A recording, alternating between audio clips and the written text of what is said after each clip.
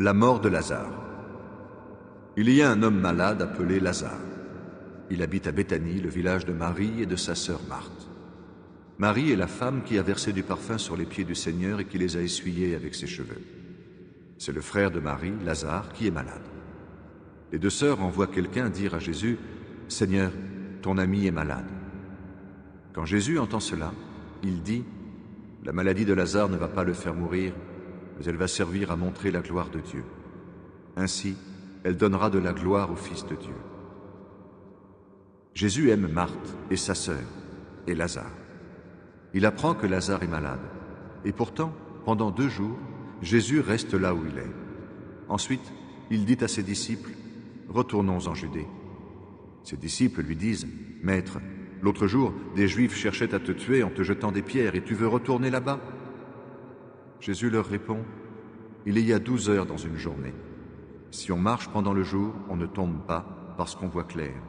Mais si on marche pendant la nuit, on tombe parce qu'on ne voit pas clair. » Ensuite, Jésus ajoute, « Notre ami Lazare s'est endormi, mais je vais aller le réveiller. » Les disciples lui disent, « Seigneur, s'il s'est endormi, il guérira. » Jésus a voulu dire, « Lazare est mort », mais les disciples croient qu'il parle du sommeil normal. Alors Jésus leur dit clairement, « Lazare est mort. Je n'étais pas là-bas et je m'en réjouis à cause de vous. De cette façon, vous pourrez croire en moi. Mais allons auprès de Lazare. » Alors Thomas, appelé aussi le jumeau, dit aux autres disciples, « Allons-y nous aussi, pour mourir avec Jésus. » Jésus est la vie. Quand Jésus arrive, il apprend qu'on a mis Lazare dans la tombe il y a 4 jours déjà. Béthanie est près de Jérusalem, à 3 kilomètres environ. C'est pourquoi beaucoup de Juifs sont venus chez Marthe et Marie pour les consoler de la mort de leur frère. Marthe apprend que Jésus arrive et elle part à sa rencontre. Marie reste assise à la maison. Marthe dit à Jésus, « Seigneur, si tu avais été là, mon frère ne serait pas mort. Mais même maintenant, Dieu te donnera tout ce que tu lui demanderas, j'en suis sûr. » Jésus lui dit, « Ton frère se relèvera de la mort. » Marthe lui répond, « Oui, je le sais, il se relèvera de la mort quand tous les morts se relèveront le dernier jour. » Jésus lui dit, « Celui qui relève de la mort, c'est moi. La vie, c'est moi. Celui qui croit en moi aura la vie, même s'il meurt. Et tous ceux qui vivent et qui croient en moi ne mourront jamais. Est-ce que tu crois cela ?» Marthe répond à Jésus, « Oui, Seigneur, je crois que tu es le Messie, le Fils de Dieu, celui qui devait venir dans le monde. »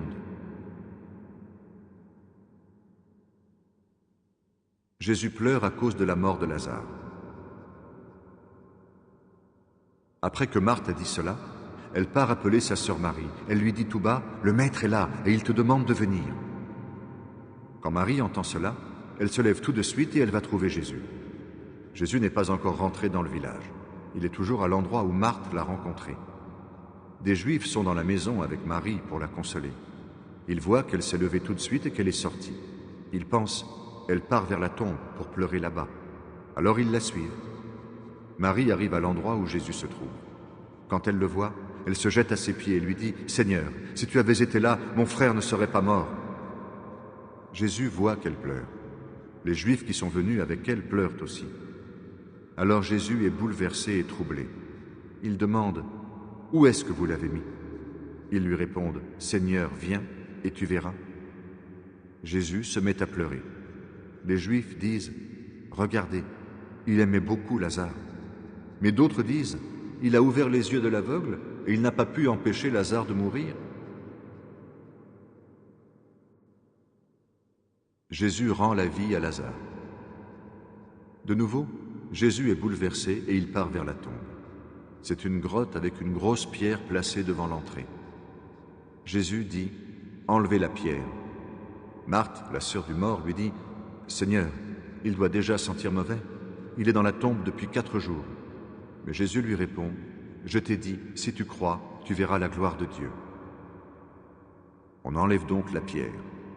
Jésus lève les yeux vers le ciel et il dit, « Père, je te dis merci parce que tu m'as écouté. Tu m'écoutes toujours, je le sais, mais je dis cela à cause des gens qui sont autour de moi. Ainsi, ils pourront croire que tu m'as envoyé. » Ensuite, Jésus crie d'une voix forte, « Lazare, sors de là !» Et Lazare sort, lui qui était mort. Il a les pieds et les mains attachés avec des bandes de tissu. Son visage est enveloppé dans un linge. Jésus dit aux gens, « Enlevez-lui tout cela et laissez-le partir. »